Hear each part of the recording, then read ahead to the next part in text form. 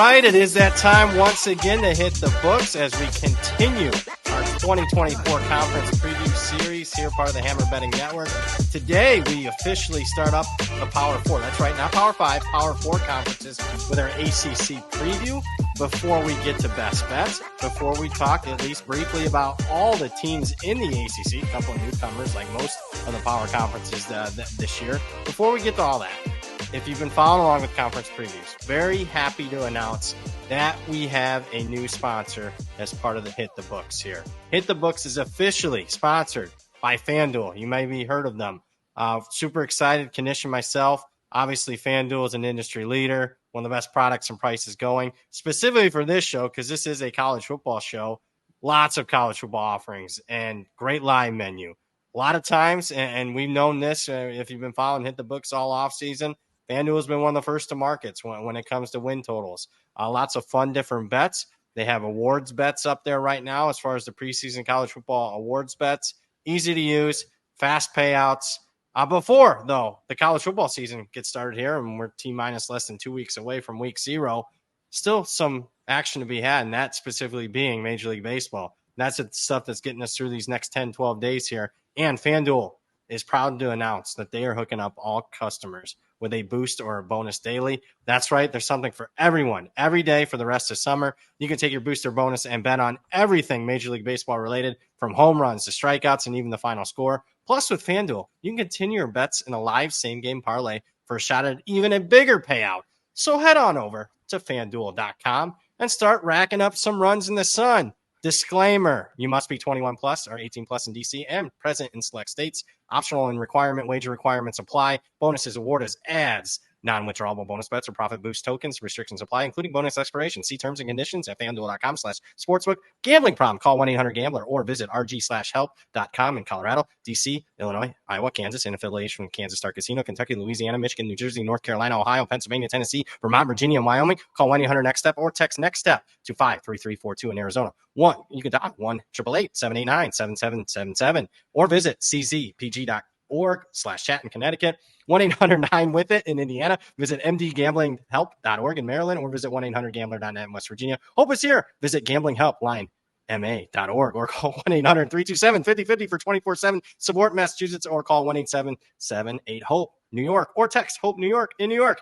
Knish, I'm going to let you do some more of the talking. I got to almost take a breath after that disclaimer there, man. How you been? We don't do we haven't been doing the live show the last couple weeks, but finally got to meet you, man. In person. Knish is not AI, folks. I saw him live unless he's a T1000 from Terminator. I saw you Bet Bash, man. Good to see you again. Yeah, no, hey, it was great to finally get out there, meet you. We saw, some other Hammer guys, our boy Zach Phil, guys from the Hammer, Pizza Man, Moretto. Even Bud Elliott was down there chopping it up with us. So, yeah, that was a good time. I'll have to stay a couple more days next time. There was some I hadn't been out to the West Coast and I think since pre-COVID. So, and good to finally. Hey, I spent my time on the West Coast. Now let's go, baby, to the best coast, the Atlantic coast here. Little segue here to a conference which could be quite interesting this year. I think of the Power 4. We thought we've got Big 12 here coming up, which might be the most wide open. But in terms of the Power 4 that I think could get interesting, this one has some potential. Yeah, certainly. As we're recording this show, we're doing a couple of, I think, interesting conferences, ACC and Big 12. Chances for multiple teams to have a shot at actually winning the conference, something you don't always say in some of the major conferences. It's usually a couple of contenders and everybody else. But specific to the ACC, I've been following along the previews. We've hit every team. Let's start worst. We'll start from the bottom. We started from the bottom. Now we're here. We'll start with Stanford, newcomer. Stanford program that's obviously fallen on some hard times last few years, but I think they made a really good hire last season. They were better than I expected last season. I thought it was going to be an absolute dumpster fire. They were at least competitive in some games, didn't quit on the season. I think this year's team is night and day as far as experience. They were like dead last in returning experience last year. And this year, they're at the top of college football in returning experience. So massive upgrade to the power rating for Stanford. Does that necessarily translate to a team that's going to make a run for bowl eligibility? No, But even with a lot of long travel, obviously they're traveling coast to coast in the new league. I've been optimistic on this Stanford team. A lot of the win totals out there, over 3.5 on Stanford to open up the summer. I took over 3.5. I think it's a 4-win team at least. Yeah, I mean, I tell you, nothing reminds me of ACC football like Stanford Cal. Open it up with a Stanford Cal West Coast rivalry game here. The new era of college football. But as you said, if you've been a summer watcher and listener of Hit the Books, or even going back to last year, we're both some pretty heavy Troy Taylor fans. Both love the Stanford team this year. Again, as you said, a lot coming back. I've always liked Taylor in terms of what he brings to the offense. It had gotten so stale under David Shaw there that they really needed to mix things up. And, one of the programs that in this new era of college football transfer portal that struggles to acquire talent, Stanford is still doing it, having to do it, the traditional way. They're not bringing in, no JUCOs on this team, no FCS guys coming and, getting in the admissions process for Stanford. So I think it was going to take a little bit for him to, to bring in. So they still recruit decently well out there. The West, it's still a school that, you have a degree, you can get a job anywhere. So still a school with a lot of cachet that I think, has some recruiting chops. And a school, that I don't think has the financial issues as some of the other, maybe as a Cal does. But hey, again, like Troy Taylor, like what they're bringing back. This is a team. I think they're a little live. We both have taken a position week one. Think they could be a little live in that TCU game week one. Then they get Cal Poly. Then they get Syracuse. I wouldn't be shocked if this team got off to a 3-0 start. Now they get into some more meat of the schedule there, but I would not be shocked. Not saying go out, bet the life, but there's some winnable games on this schedule. And you know what? As long as they can get 2 early ones, then you've got the Wake Forest game. You end at San Jose State, who should be railed down. And I think they're obviously very live in the Stanford-Cal rivalry game. So, yeah, I think this should be a 4-win team, potential, to get to 5. Yeah, you mentioned a lot there. I agree that I think help's on the way. It's just going to take a little bit because the recruiting classes that he stacked up are obviously, just freshmen. The incoming recruiting class, he's doing another nice job for the upcoming class. So it might take a little bit, but I actually think in some regards they might have stepped down in competition. They don't have to play Oregon and Washington, or at least Washington from last year. So, I hear you. I'd like 3-0. I can tell you that. Are we giving out anything best bet wise? I know is it gotten too pricey on the 3.5 -170 there at FanDuel? I think week one's a little bit out of range there. We prefer to double digit next to them against TCU, but are we giving out any win total on them yet? Or are we coming back to them later in the show? I'm still okay. Let's come back to it to see what we go through. But I wouldn't be opposed to even a 3.5 at the 170. Because I think this team is a strong candidate, and I think the right number is more. I would say a juiced over 4. If Knish was it, I think this team gets to 4 with potential to 5. We could do the nerdy show. My numbers are 4.19 on Stanford season win total. I give them, at least a 25% chance in, 7 of the 12 games or whatever.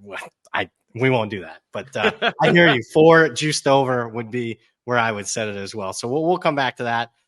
Let's talk Wake Forest another team that kind of fell on hard times, at least last season.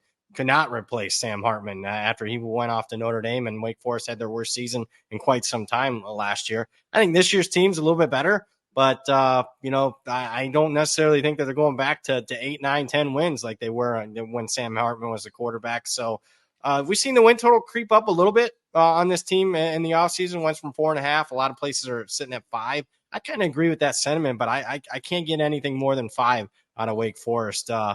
It's not like they're overly talented, never overly talented, but usually when they have their best seasons, they're really senior laden. And this year's team really doesn't have either. If they figure out quarterback, they bring in Bachmeier, who I'm not a huge fan of, but I think they can still get better production than last year out of that position.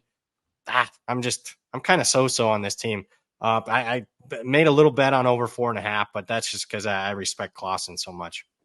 Yeah, I think if you're a buyer on Wake Forest this year, you're doing exactly that. You're kind of buying into Dave Clausen being the guy who been there for a long time, staple of the program. I mean, the offense there shouldn't be really that much change. A lot of return. Hopefully, they get an upgrade in the quarterback position. I would lean that way as well to the over 4.5.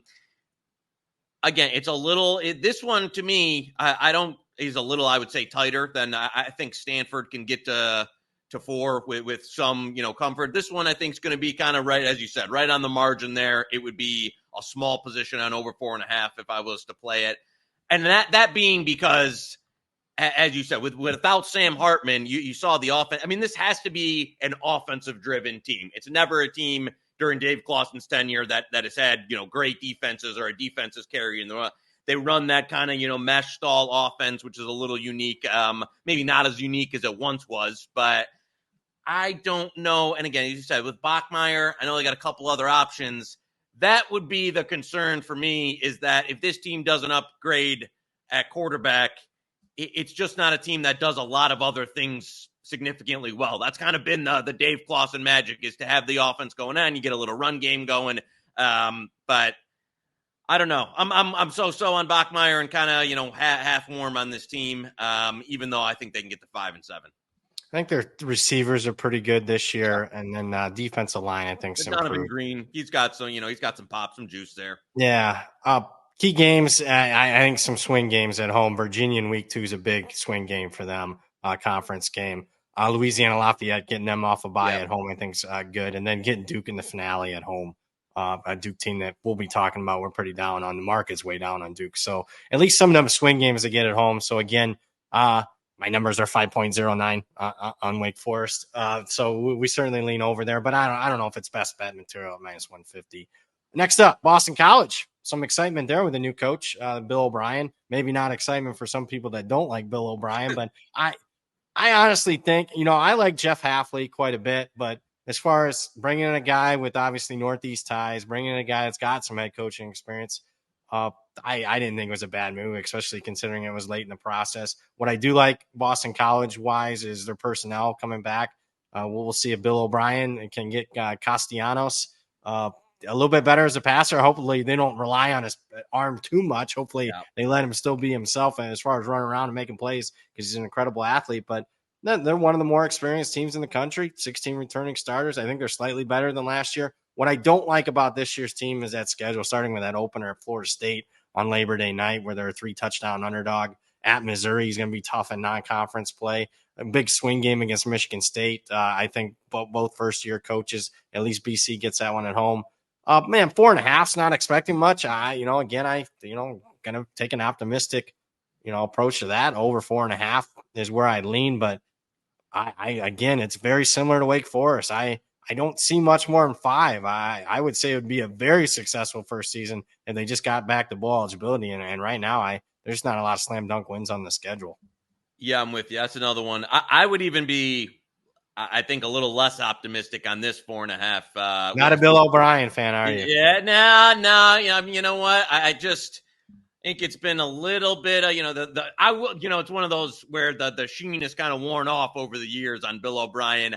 I also don't love, in terms of coordinator hires, Tim Lewis, who hasn't coached in, I think, the collegiate level since like 94 or something. He's been in the XFL, the USFL.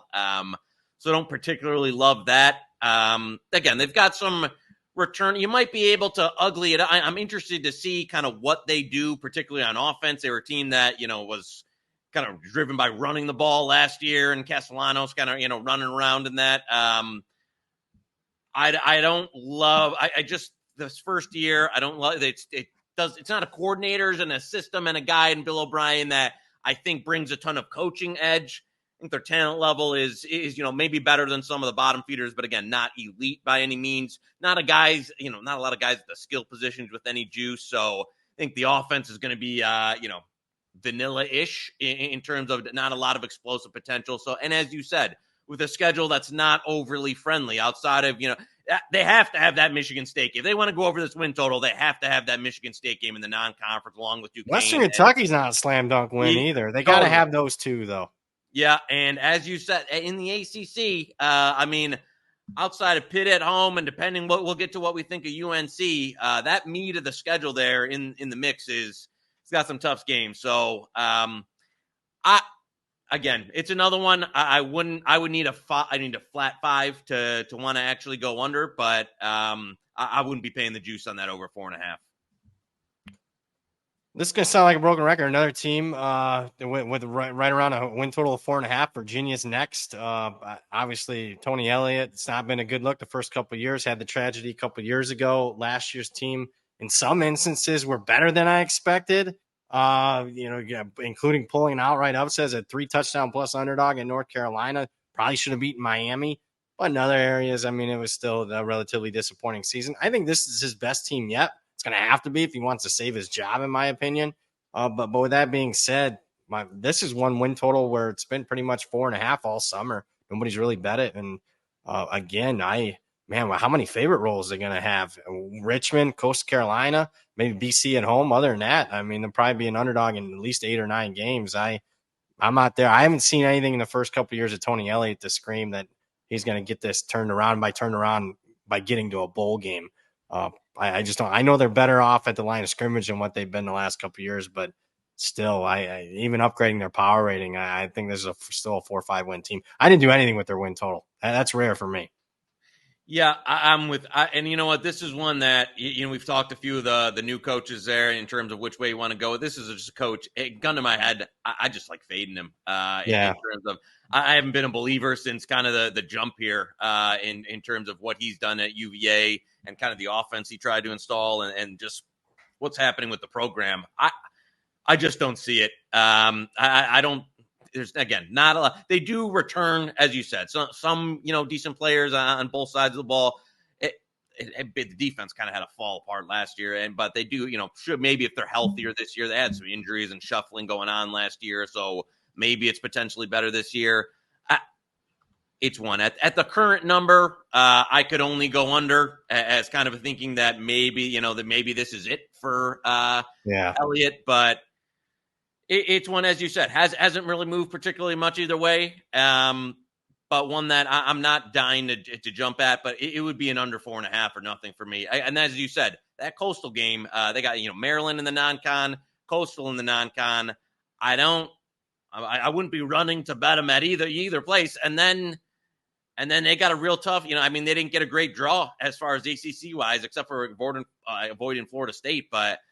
Yeah, to me, I would say this is probably it for Elliott, and would lean under on the 4.5. Yeah, if it goes bad, if he suffers an unexpected loss early, I mean, look at that. Louisville at Clemson, North Carolina at Pitt, at Notre Dame, SMU at Virginia Tech. I mean, they're going to be an underdog in all those games, 7 of their last games. So, this is probably, if I had to bet it, if they put out a prop. Will Tony Elliott be there in 2025 or not? I would bet the no, and I would favor the no at this point. Let's talk about a first-year coach, Duke. Welcomes in Manny Diaz after back-to-back unbelievable seasons for Duke under Mike Elko, who's off to A&M. Manny Diaz has had back-to-back really good seasons as a defensive coordinator at obviously Penn State the last couple of years. Honestly, going back to his days at Miami, I thought Manny got a little bit of a bad rap there in Miami, considering Cristobal hasn't improved the win-loss record, to say the least. Overall, I think the hire is okay. I don't know how it's going to work out, especially in year one. He's a defensive-minded coach. I think they have some defensive personnel to at least be, competitive. Offensively, I don't know. Not a lot back. And I didn't like what I saw in the spring game specifically. They only had 5 offensive linemen available for the spring, 5 scholarship offensive linemen. That really hindered them. I'm not expecting much from Duke this year. I'd be surprised if they made a bowl game. Markets agreed. I think 6.5 down to 5.5. Zach will have to refresh my memory. Did we give out under 6.5 on the show like 3-4 months ago? If we didn't, shame on me. Yeah, I know that was obviously a popular play. I know we've got some of that in pocket. I know a couple of others, some services that they even took worse numbers. They kept hitting it. Yeah. So that I would say though, that where the numbers at now would kind of be the bottom for me. And to be honest with you, if I don't think we'll see it, but if I got a cheap 5, maybe go back a little the other way. So I think this is one that it's been beaten down so much now. I would not go under anymore, even at the 5.5 with the juice. I think it's a little too steep, but I agree with you. I'm not dying to come back and play on the over. Couple of guys, Grayson Loftus, Malik Murphy, a couple of transfers in there. Can they get the offense turned around in time to kind of make, even after losing, basically, as you said, only had a couple of linemen in the spring game. So they lost a ton off the offensive line. Bring back some on the defense, and that should be, where Manny Diaz cuts his teeth. Always a guy who's going to play sometimes to a fault, super aggressive style of defense. And I think that can work in some aspects, not in others. They do. I mean, if I'm going to take a glass half full perspective. Oh. They've got 4 winnable games, maybe even call it 5.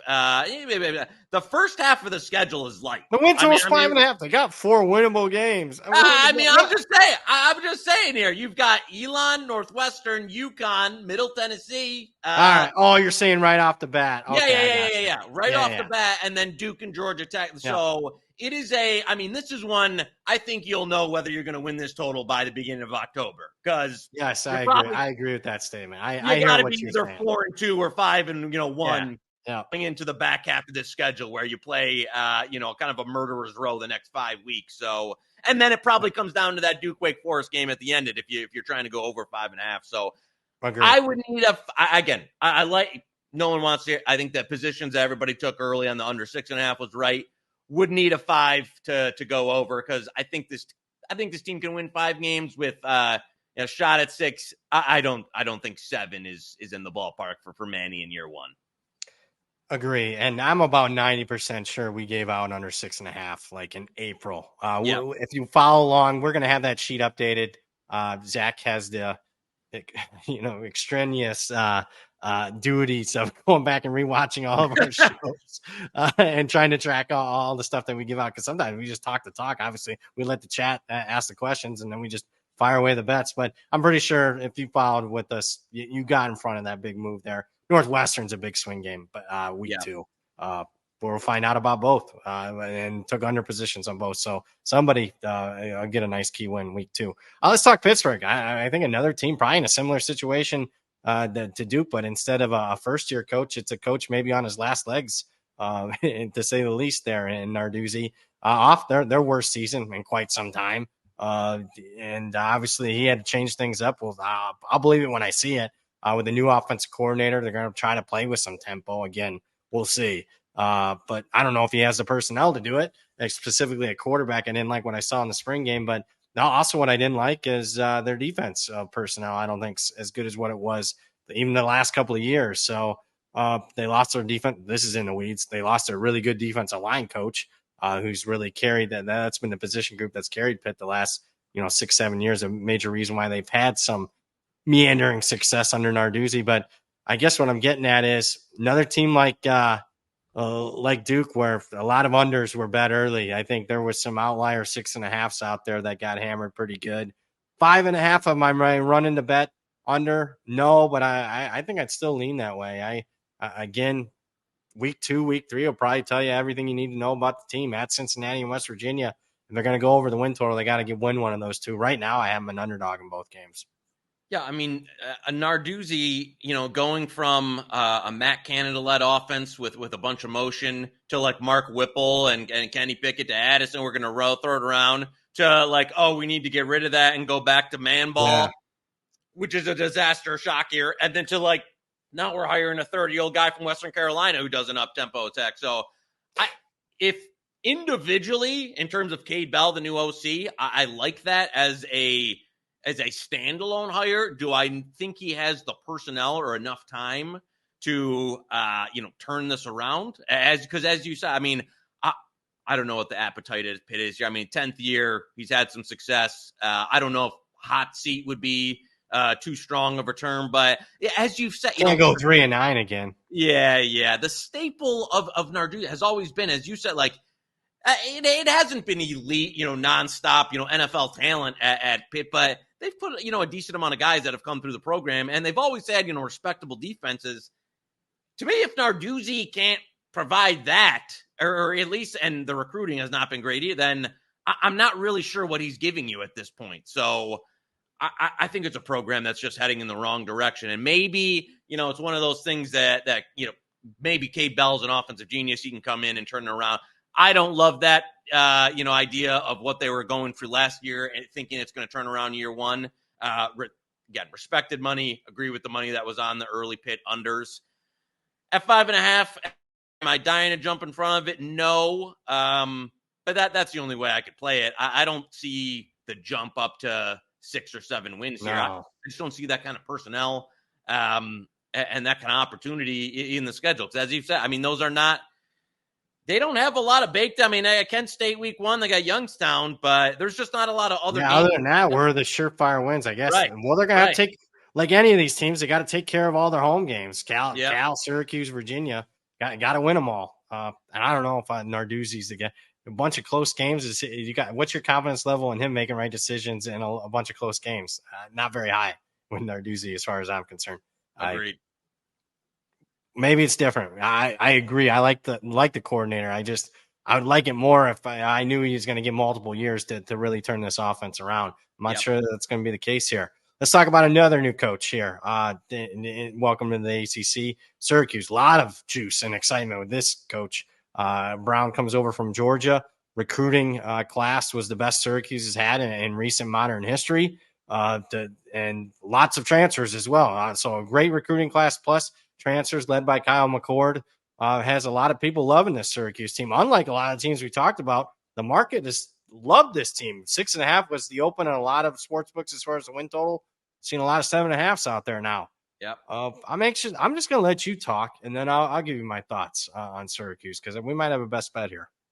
Well, I tell you, I like the Fran Brown hire. I think it's kind of the Dino Babers thing had gotten real stale, and kind of I think had just peaked. But I think this is 8-4 is asking a lot. Now, they do bring a lot back on defense, so it is a defense that I think has the potential to be upper tier in the ACC, and I'll give it to him. Kyle McCord was not a elite college player, but in terms of in terms of a guy you can pick up and plug in and be pretty good, I think he can come in and year one. This was not a guy who was by any means he wasn't what Ohio State's used to in terms of quarterback play. He's not going to go number 1 in the draft. He's not CJ Stroud, but he was not a bad player.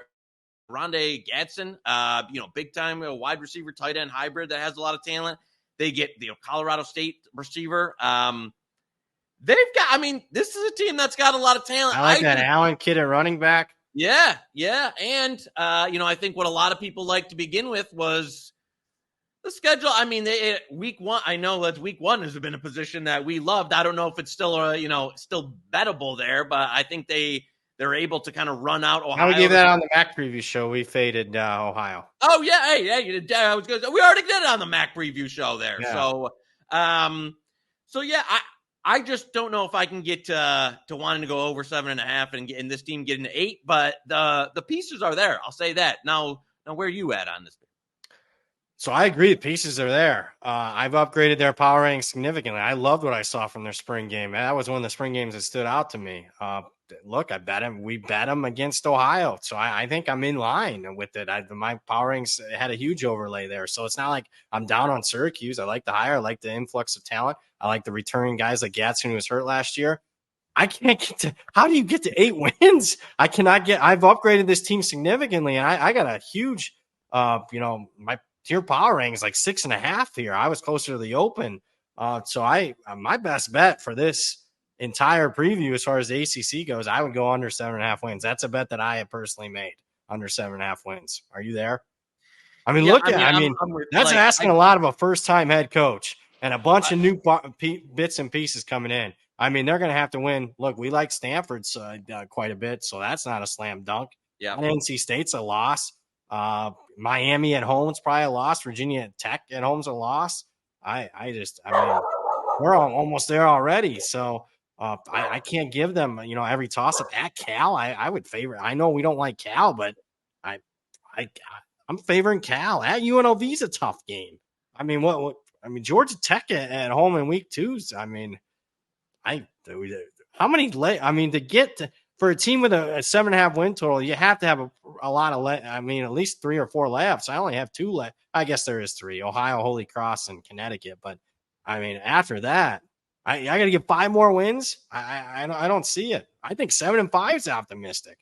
Yeah, I think we're kind of fading the top there in terms of I can't.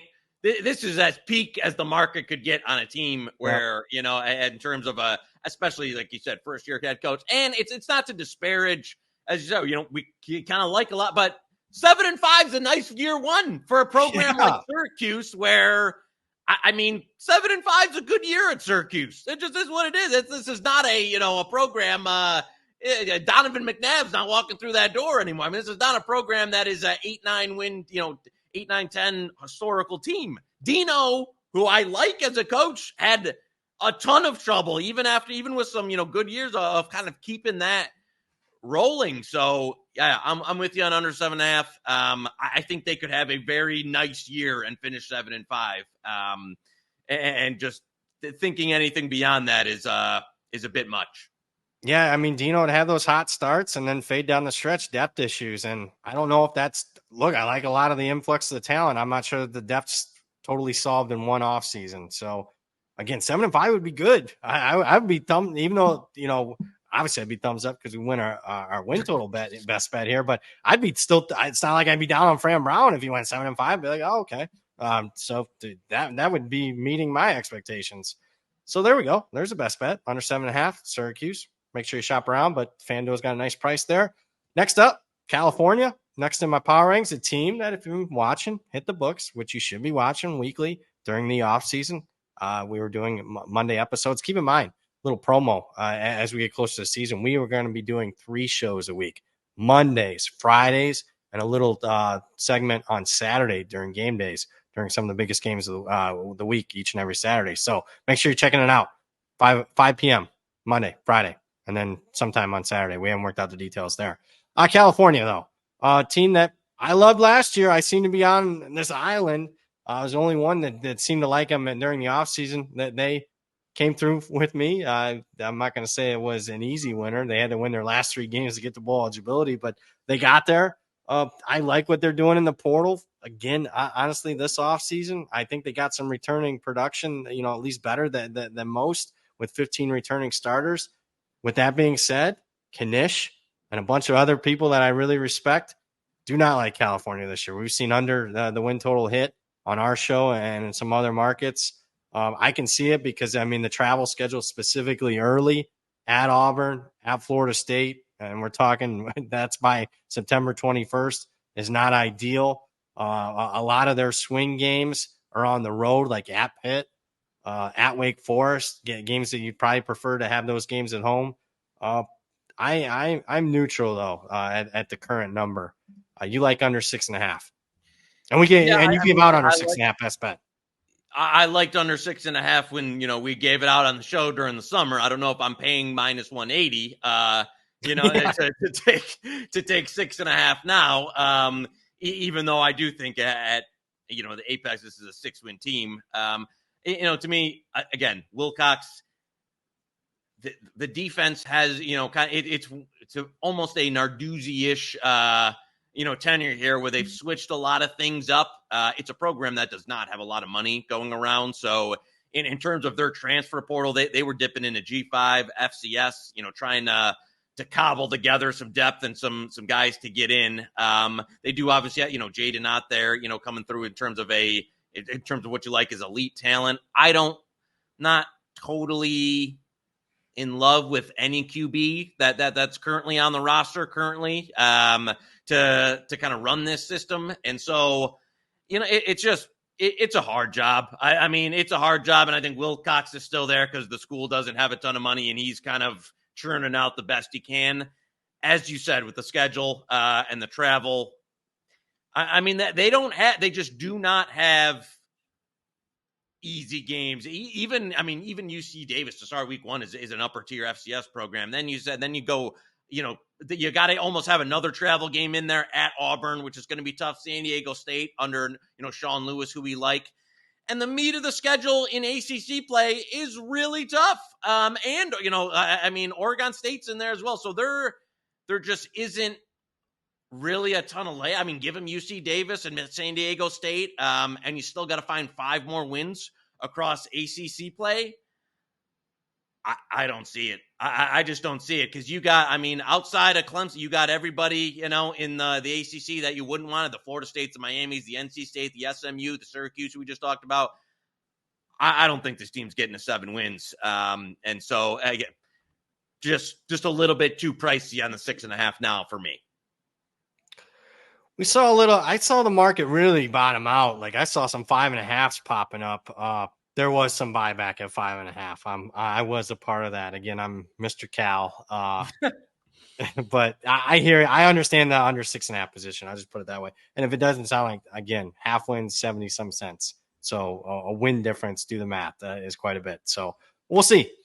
Georgia Tech's next up in the ACC. A program that, if you follow recruiting in the tea leaves, I know this has nothing to do with 24, but they are setting the world on fire right now as far as 25 recruiting. And that usually is, kind of the pulse of your program. So a lot of optimism. They got to a bowl game last year, had a nice bowl win. Brent Key's doing a really good job as far as exceeding my expectations. I thought it was just a so-so hire, but he made a really good hire on the offensive coordinator. This is in the weeds. The Buster Faulkner guy, I'm not sure is going to be there long, but they got him to stay for another year as offensive coordinator. Like the bits and pieces offensively, Haynes King, he's a pretty dynamic athlete. He's not the best thrower, but I don't think he gets enough credit as far as being a running threat. A lot of guys coming back at running back, wide receiver.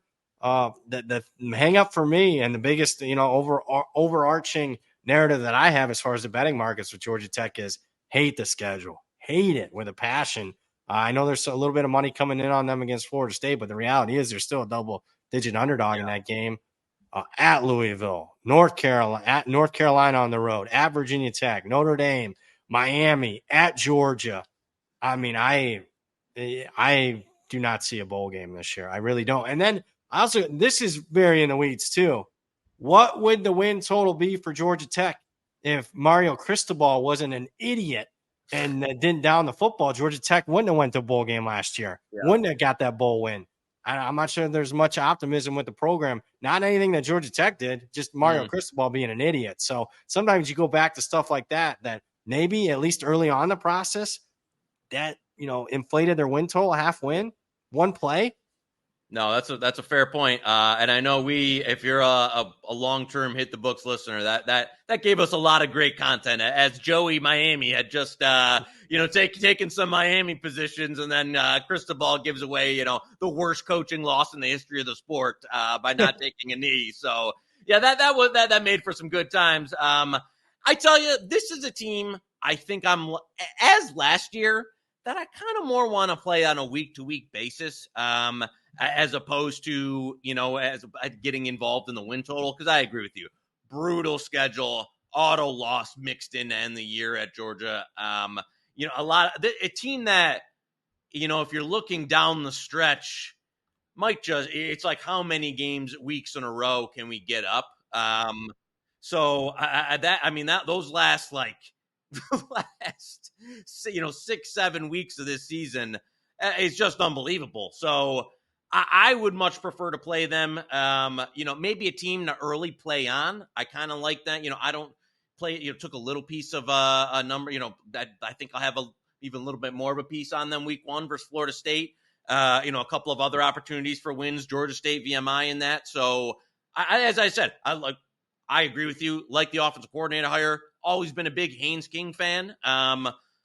But this is a team that doesn't really have the depth, the horses yet to survive the second half of this schedule. So much more of a team I'll be looking to play on in some spots. Don't really want to get involved in the win total. Yeah, I mean, their last 5 opponents are all top 25. Yeah. Then Florida State and Louisville early in the season. I mean, 7 top 25 teams. Oof. I mean, they're going to pull an upset or two to get the bowl eligibility. I don't see it. Under 5.5 was my preferred position there early in the summer. Next up, a few more here. North Carolina.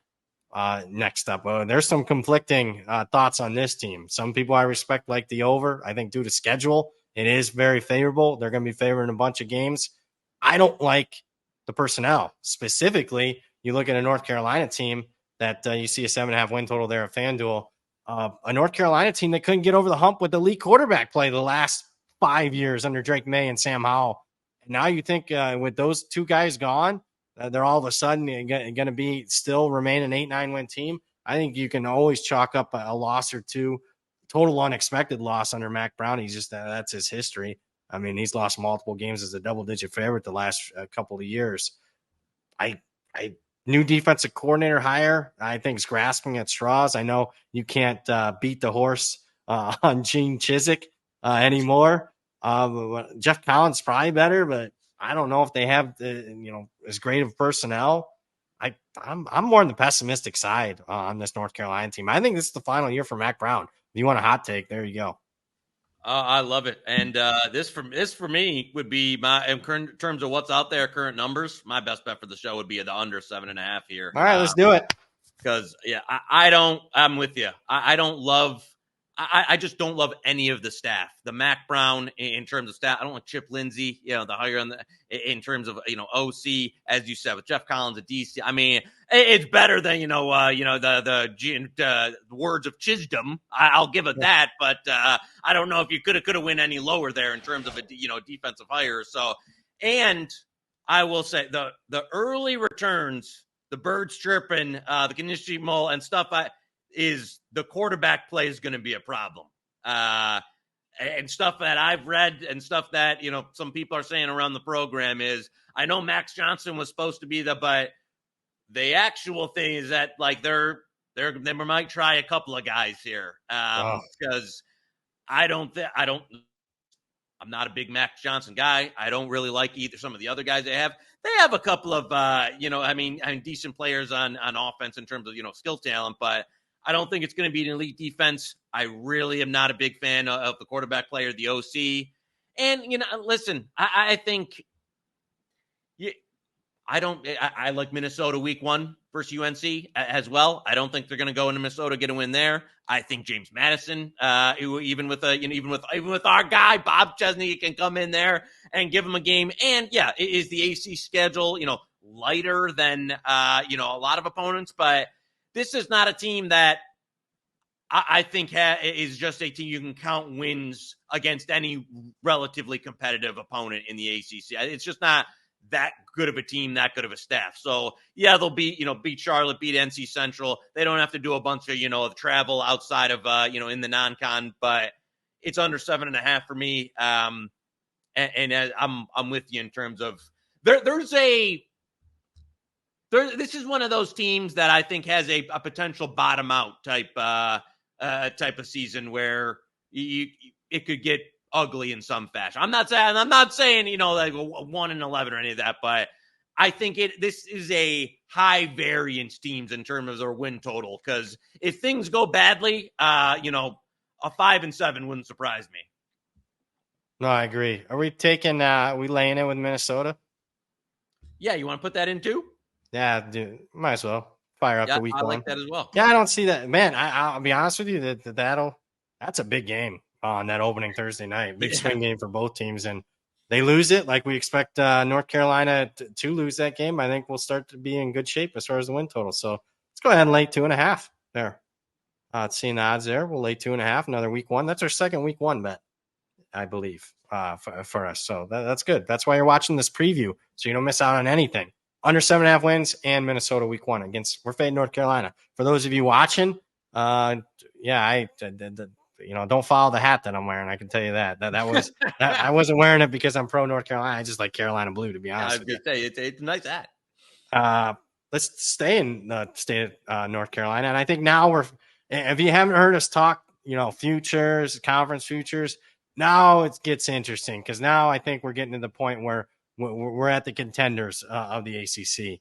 NC State would be one of those contenders for me. Love what they did in the portal. Obviously, Grayson McCall, provided he stays healthy, big if. I'm not sure there's a team out there in college football this year that upgraded their skill position as much as NC State because they didn't have anything at skill position last year. Brendan Armstrong left a lot to be desired. He led the team in rushing. They didn't have anything hardly at running back or wide receiver. Concepcion, the true freshman, was pretty much it. Bringing a bunch of transfers at wide receiver, tight end. That Jolly kid from Connecticut's good. Yep. I like the guy from Ohio State that came back home to the state of North Carolina. He's impressing actually. Early fall camps reviews are pretty glowing about him. Liked what I saw from the spring game. And I know they have a couple big losses on defense, including Wilson at linebacker, but I like Tony Gibson as a defensive coordinator. I'm not a huge Dave Duran fan, but he wins consistently, especially against the teams that he should. And NC State's a team that I took a more optimistic tone. I mean, 8.5 was the win total. I actually bet over. I'm with, and I would say of the future prices that are out there, a couple teams we'll talk about that got 2 bet down for me. Of the future prices that are out there now, this would be probably the only one I'd be interested in. Even though it's down a little bit, would be, an NC State around 6-1. Because I agree with you. 6-1? I'm not running to the window on 6-1. Okay. Of the ones that are out there, I think it would be the only one that, because I agree. It's like they, you 6-1. We love FanDuel. We love them. Yeah. Some of them got to be a little bit higher, statistically speaking. Yeah. I will say, that's well, you go and you shop around, and you know what? They went into the port. It's like you went into the shopping market, and you got your steak, you got your quarterback, you got the side dressings, you got exactly what they needed. And the thing, when you're watching them last year, even when they're competing in games, is like they had nobody on the outside with any juice. And I didn't think Brendan Armstrong was very good. Now you upgrade to McCall, you upgrade the skill positions, you bring back a Dave Doran defense, and a guy who I always trust to keep the defense right, and always on the up there. I mean, I don't know if it's going to be his most elite unit, but I think it can be very good to go along with the offensive upgrades there. And I think they got something cooking this year. And so, you know what? And the other factor is they don't have Florida State on the schedule. So you would Miami. Or Miami. So and you like them against Clemson.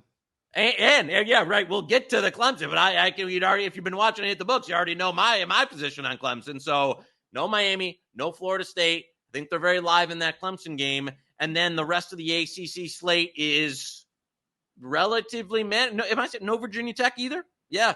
Yeah, no Virginia Tech. No Virginia Tech, who we're going to be high on. No SMU. No SMU. So and you hate North Carolina. You think it's a disaster that it's a rivalry game at the end. So wonder why I'm still might get a ticket to 6-1 there. It's because this was one of those, and I can't even remember the price of the 2 ACC futures I placed. This team was one of them. I think we were 11-1 on an early. It was high. I know nobody. It was higher than it was now. Good prices that are out, but I think this sets up, and it's all going to probably come down to that. Can they win that Clemson game early in September and then handle their business? I think this team will be in the ACC title game. Oh, wow. I like it. Even if they lost that game, I think they're favored in their other 7 games. Yeah, they still got it. Still got. We're going. Let's go. We got it. We're talking a big game. We got to go over 8.5. I don't see it. Do you see 4 losses? I don't. No. I would lean that way too. Lean. I'll mark it down. Best bet for me. No lean here. Best bet. NC State over. If we're gonna talk a big game, you got him in the title game. Come on. Yeah. So. Yeah, no, I'm with you on the. I didn't want to buy a beverage, but no, I like. And you know what? I mean, they do have the Tennessee game, but this is a team that they can beat Tennessee. I mean, I know they're an underdog, but it's not. I mean, but you've got 3 layups: Western Carolina, La Tech, Northern Illinois. So 3, markdown dubs to put on the schedule. And then like as favorable a schedule as you could get, I think, in the ACC in terms of what you this year. So, I mean, you get those 3 easy dubs, and then can you get 6 ACC wins? I think that's very doable with who they're playing. All right, there we go. Some strong takes there from Knish, NC State. Next up, SMU new to the conference. Nothing speaks ACC football like SMU football, but at least optimistic for them. This is probably on paper their best team entering a season in a timely manner in probably 4 decades since, post death penalty. Had a great season last year as far as a power rating. Last year's team was probably their best team in 40 years. A lot of returning experience, 16 returning starters. Big hang up for them is going to be, do they have enough depth at the line of scrimmage, O-line, D-line? Beneficial towards SMU, why a lot of people are high on them, even though it's a first year in a power conference. Man, again, schedule. No Clemson, no Virginia Tech, no NC State. Florida State's at home. No Miami on that schedule. Non-conference is pretty favorable because they get BYU and TCU both at home. We've seen a ton of money come in on them in that week 0 game against Nevada. That line's moved a touchdown. As far as people betting SMU left and right, I don't see, outside that 2-game window there, Florida State and at Louisville. I mean, this team could be favored in 10 of their 12 games. I am not betting over 8.5 now. In fact, I might come back and play, lean a little bit under there just to get off because I have so many pro SMU positions, but you talk about setting up your timing to make the jump up. I mean, I would have been very pessimistic at pretty much any point in the last 4 decades, SMU jumping to a power conference. They're timing it rightly off their best season in quite some time, and a ton of guys coming back and a schedule that's very favorable. So those are 3 things in their favor.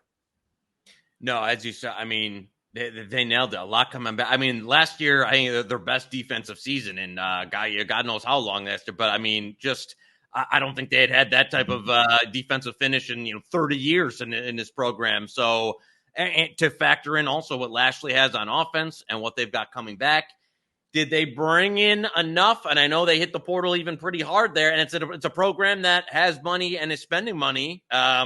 So they try, loading up to, do they have the depth capable of competing through season long through the ACC?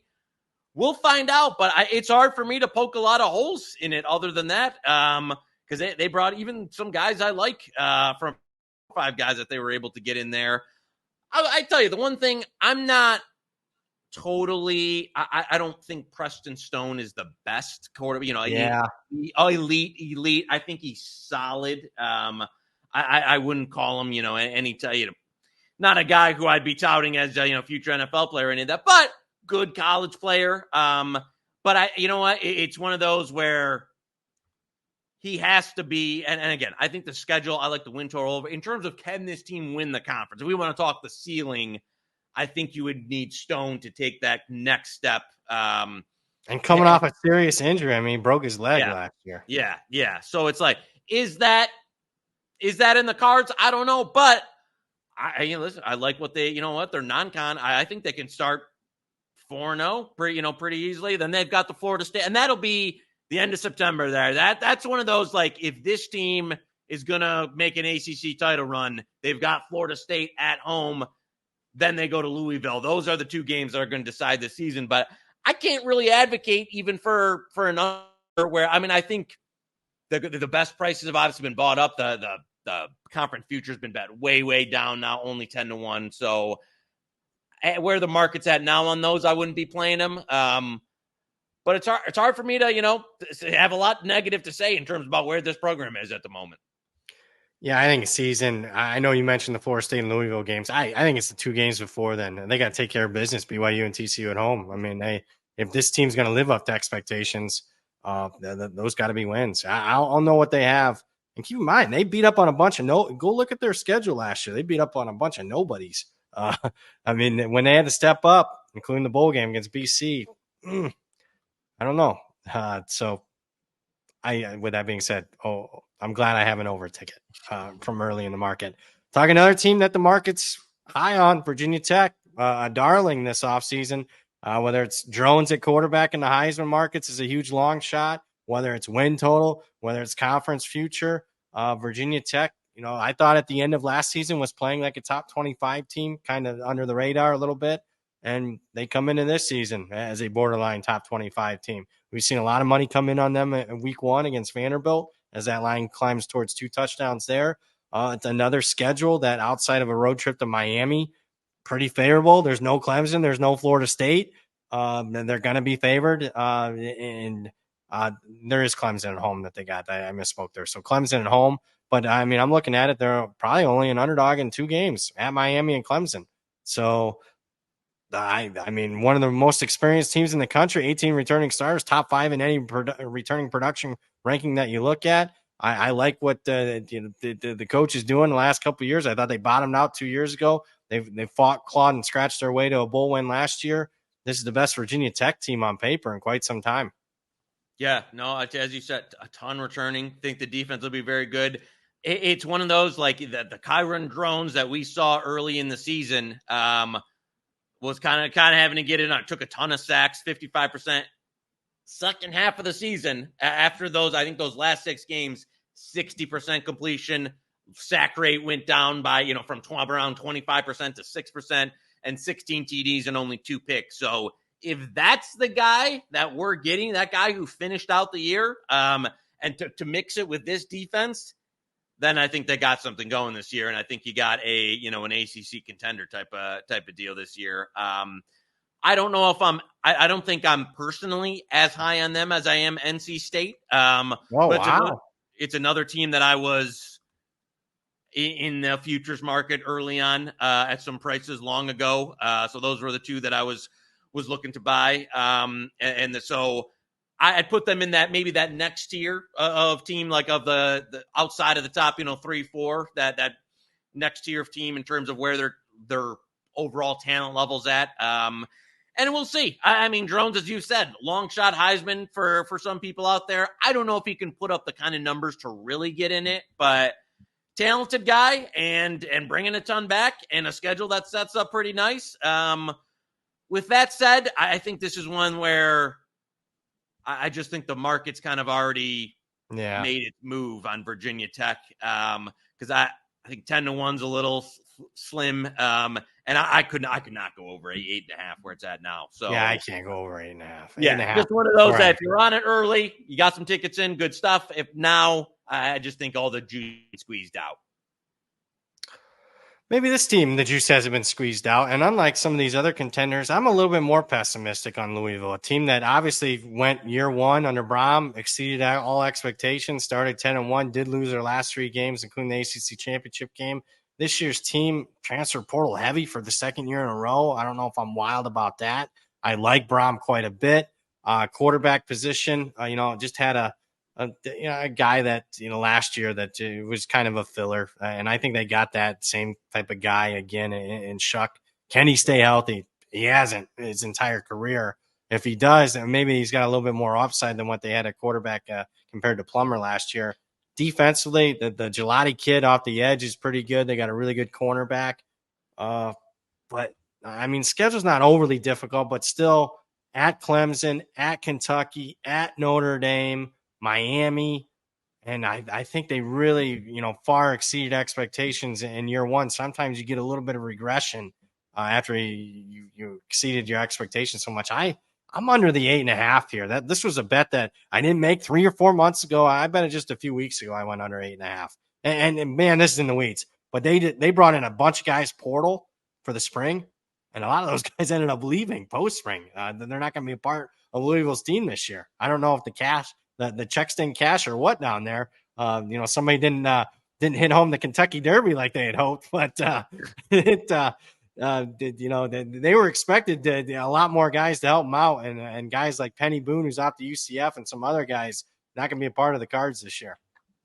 Yeah, that's a great comment by you and a good catch, because that's always concerning for me is the double portal when a guy comes in making an upgrade and then leaves in the spring. And he wasn't the only one. So that's concerning. Being so heavily portal reliant, again, not something I particularly love. And Tyler Shuck, a guy who I don't, even when he's healthy, is not a guy that I'm particularly fond of the quarterback position.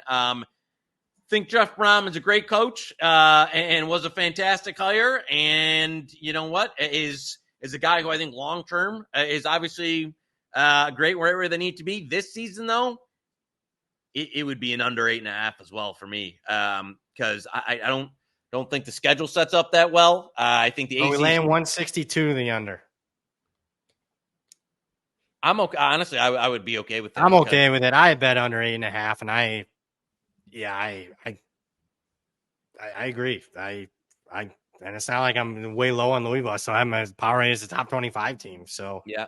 I actually upgraded. This is meandering, but upgraded. They lost 3 games at the end of last season. Upgraded their power rating from the end of the season, and I still am like 7.7 on the win total. So it's not like I'm downgrading their power rating. I upgraded. It was opposite. So I think Notre Dame's going to be laser focused after what Louisville did in Notre Dame last year. Again, at Clemson, at Kentucky. That's kind of a big swing game for me because I like Kentucky over. So, and then they don't beat Kentucky. They just don't. They've lost 5-6 in a row to Kentucky. So, yeah, I'm with you. Let's go under 8.5.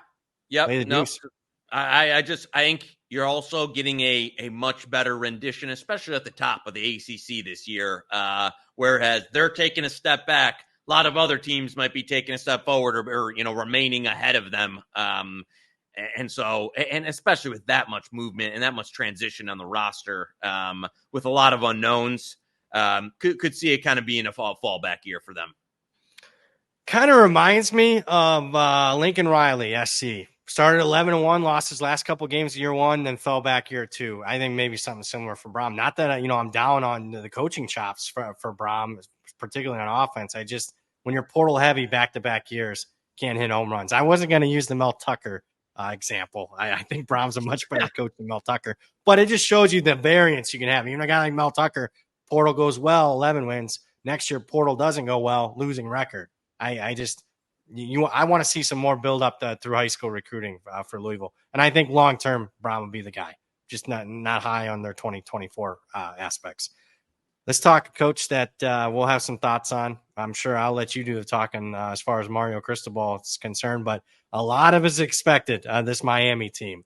Recruiting classes, the talent acquisition's been there, whether it's been recruiting the last couple of years, whether it's the portal going out and get guys like Cam Ward, Martinez at running back, and some other guys.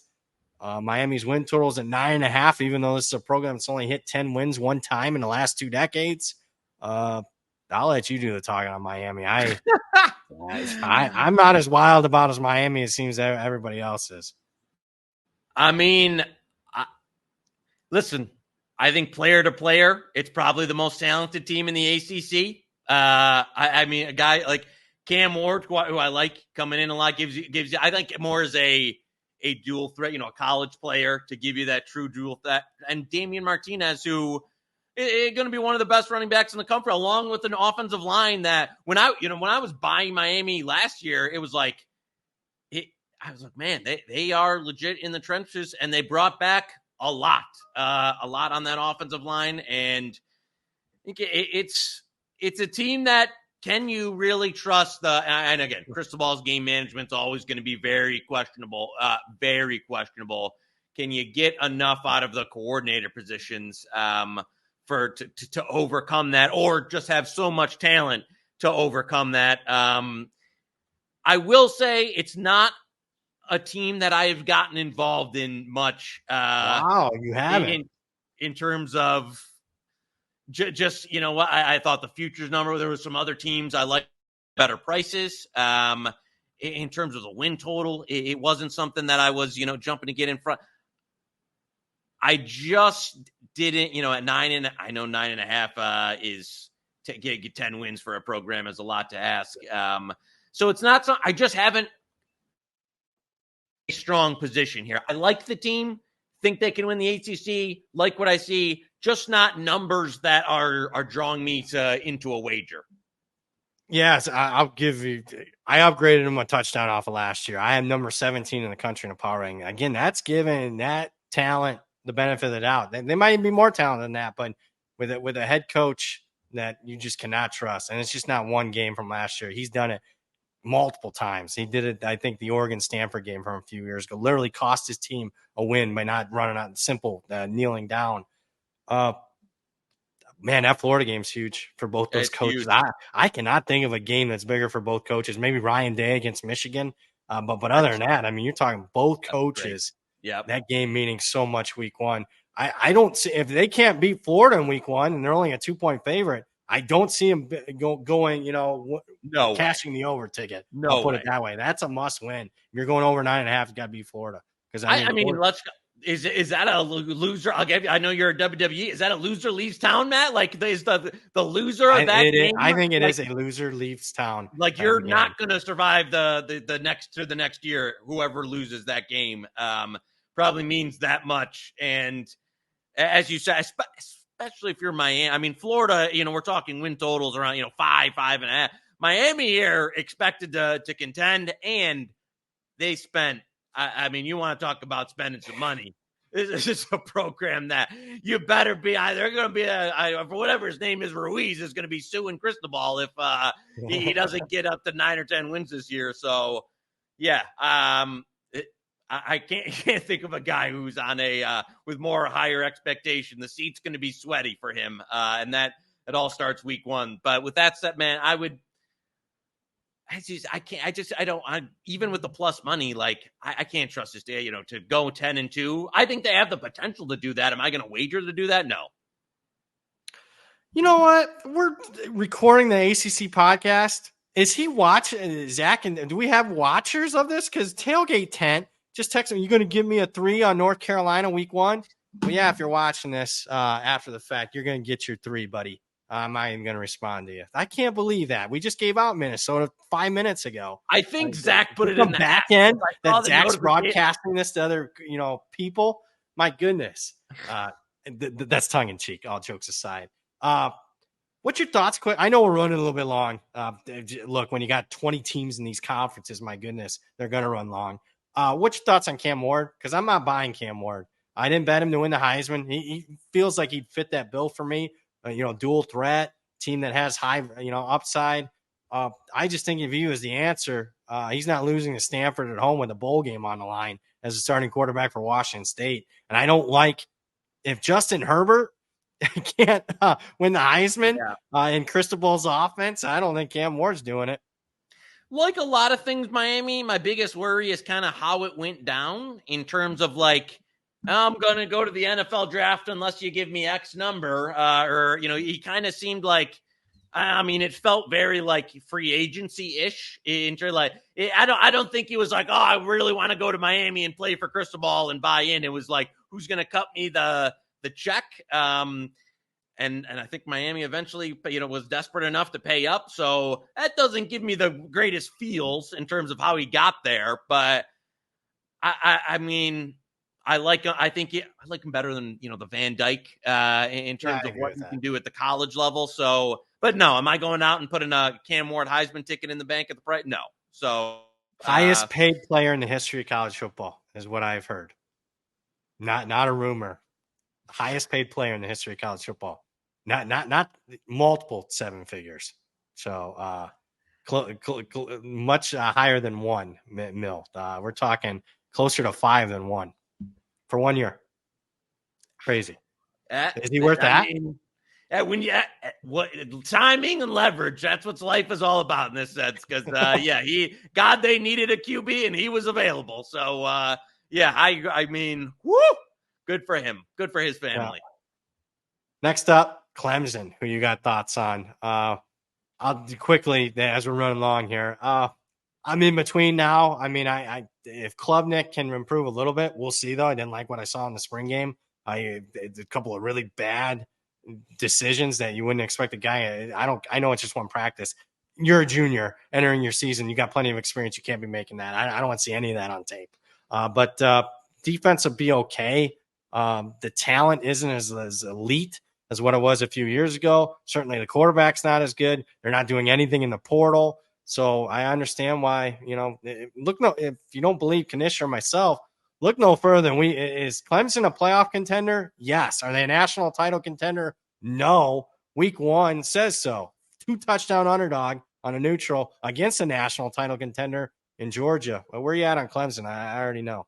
Yeah, I mean, this is just one. I think it's a program that's just in down it hit its apex and is just kind of falling back to the dissension and falling back to earth here because of their head coach not wanting to jump into the 21st century here. And as you just said there, 14 to me, it's an automatic baked in. You've got a week 1 loss, so you if you want to get over 9, I mean, I know it's come a lot down since we were early. Those hit the books. We got a very good number on under 9.5, which we gave out to the people, which doesn't exist any longer. But and we're mentioning a lot of these. A lot of these, if you watch the shows all off season, we're giving them out live. So it's not just I mean, we got Clemson under at like -110. That was on the show, and now it's pretty much almost full win. Trading out there at 8.5 with some juice on the over. I'm not running to buy that either because I think it's a team. I think they're going to lose to Georgia. I don't think App State's a layup. I think NC State's losable. I think at Florida State is losable. I think Louisville, Virginia Tech, South Carolina to end the season. So yeah, I love our position at 9.5. Would I be buying further down the chain now? No, but I do think an 8-4 or a 7-5 year, a type of year is possible because as you said, this team is not like, what signs have we seen that they're going to then stop this descent and rise back up? Like the transfer portal isn't there. Klubnik is not an elite quarterback. They haven't, the defense isn't as talented as it's been in years past. There's just no signs. There's nothing for me to point to other than maybe they get, a year of amazing turnover luck or variance that this team can go back to being a 10-11 win team and that type of program. They're not that type of program anymore. It's over. They were start the year, they were priced like it. Let me tell you something. It's over. So unless Dabo goes to, church and has an awakening and that the transfer portal is okay and paying kids is what you need to do now, this run of Clemson dominance is just over. And I don't know what's going to, maybe he's untouchable. I don't know where the rubber meets the road here, but I'll tell you what, if this is a 7-5, 8-4 type of year, I think you're going to have a lot of boosters asking a lot of questions. You can't fire him. I mean, you probably can't because what was Clemson football before? He's got to have like 7. He's got to have like 5 years of 7-5. But they'll start asking questions about maybe Clemson changes positions a little bit on the portal. Maybe not asking them to get 20 guys a year, but maybe good idea to get 3 or 4 guys, fill in roster, key depth, key holes on your roster. Why wouldn't you do that? I don't understand. Right. Like there's like it's so mind-numbingly stupid that it's hard to wrap your head around. I don't know. I will, you know what? To show that I'm an objective source, I do like Phil Maffa instead of Shipley. Like, I agree. Phil Maffa, like every time they gave Shipley the ball last year, it was like, okay, they're not giving it to Maffa. That's a win. Because, Shipley was like a 3-4 yard a K. So I like that. I like that he's going to be getting more touches, but that's about it. That's the only thing I can say that I like better than last year. Oh, I like that some of their personnel up front, defense line. That Peter Woods kid, I think, is pretty good. They got some dudes still. They got horses on defense, but yeah, they got a linebacker to carry them to 10 or 11 wins. No. All right, I'm not as down on. I know I'm not as down on Dabo and Clemson as you are, but under 9.5. That was all you, man. So kudos for you getting in front of a big time move there. We'll talk obviously more Clemson as we get to it, but let's finish it up here with the defending ACC champs, the Florida State Seminoles. Lost a lot as far as the NFL draft, only 9 returning starters for them. But unlike Dabo Swinney, I think if there's a program in the country that does the portal about as well as anybody, it's Florida State. Not that they're going out and paying a bunch of people. It's they're doing scouting, whether it's Power 5, G5, FCS, like a Jared Verse coming from Albany. They do it like it should be done, filling in your holes. And they did a nice job this year, too. A couple of guys that I really like, Jalen Lucas on offense, who also helped them out in the return game on special teams. And I like Marvin Jones Jr. from Georgia coming off the edge at defensive end. That's just a name, too, that I like what they did. This year's team, obviously not going to be as good as what they were at their apex last year. but they can be better than what we saw the last couple of games of last year after Jordan Travis got hurt. That was, left a lot to be desired, including the bowl game. Yeah, that they had no business wanting to be a part of. Schedules, Clemson and Holmes, nice. At Miami, and again, I'm not wild about Miami. At Notre Dame, probably be their toughest game. I think they're about priced right at 9.5. Yeah, I don't have any, super strong takes here. It is a tough. There not a lot of layups going around. All through the schedule this year. That they got Charleston Southern late before the Florida game, but that would be probably my biggest concern. There are not too many off weeks in this schedule for a team that had a lot of turnover. With that said, it's a head coach that I completely trust, and as you said, a roster and a program that is spending money to be able to acquire talent and go out and recruiting, pretty well, and backfilling that. So again, I think they talent-wise, will they take a step back? Yes. Does that mean they can't get to the ACC title game and win the ACC though? No. So it's probably a program that just got, call it what you want, just got unlucky that it was the last year of the 14 playoff. Or they would have been in a much better position. Maybe, and you know what? I don't know. Maybe they take that into the offseason, and for the guys that come back and really use that as a motivator, that they got screwed out of a playoff spot and all that. But I just don't, do I want to play them at 250 to 1 to win the ACC? No, I think 9.5 is about right. Probably one, What's FanDuel? They got 3 to 1. I think 3 to 1's okay. I think it will. It is 3 to 1. I'm okay. I'm not saying best bet material, but I have played Florida State 3 to 1. I still think they're the best team in the league. I think they'll have a little bit of a chip. I like that better than the win total for sure. Yeah, I agree because if they're going over the win total, then they're going to be likely in the ACC championship game. Yeah. And I think some of the losable games, whether you want to, depending on what you think of Memphis or Florida, or Notre Dame, it's just like. Three of their toughest games are non-conference, not necessarily conference. You get Clemson at home, and again, I like Norvell over Cristobal. So I'll take this one, Zach, because I bet it at exactly that number. I'll take it half unit 3 to 1, Florida State. I want to get a win home here because I like NC State, Virginia Tech, and some of those schools, but the reality is if Florida State's playing those schools, they're going to be favored in the ACC championship game. So. 3 to 1. There we go. Let's recap it. This was a long one. A lot of teams to get to. We like, obviously, NC State over. We took that one. Clemson was earlier in the show. We just gave out Florida State 3 to 1. Clemson earlier in the season, I should say. Louisville under 8.5 was one there. What else am I missing? I thought we gave out 4. So do we have a couple? Well, we were going to come back to Stanford. Are we coming back and giving out 3.5? We gave that out earlier in the summer. Okay. Syracuse under 7.5 was one. Yep. Love that. You said UNC. I got the list right here, guys. If we want it. All right. Syracuse under 7.5 minus 142. Yep. North Carolina under 7.5 minus 105. NC State over 8.5 minus 134. Louisville under 8.5 minus 162, and finally Florida State ACC outright winner at 3 to 1. Those are the ones given out on the show today. That's a good looking portfolio, Knish. And that speaking of good looking, that's the producer extraordinaire Zach Phillips chiming in. We love it, Zach. Thank you for that. Best in the business, baby. I got nothing else to say. We got to record another one of these, so we'll leave it at that, man. You got any final thoughts?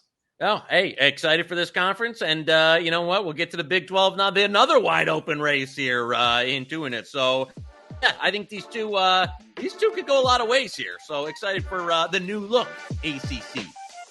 For the man, the myth, the legend himself, Joey Knish, producer extraordinaire Zach Phillips. You just watched Hit the Books, part of the Hammer Betting Network and proudly sponsored by FanDuel. We'll see you on the next preview.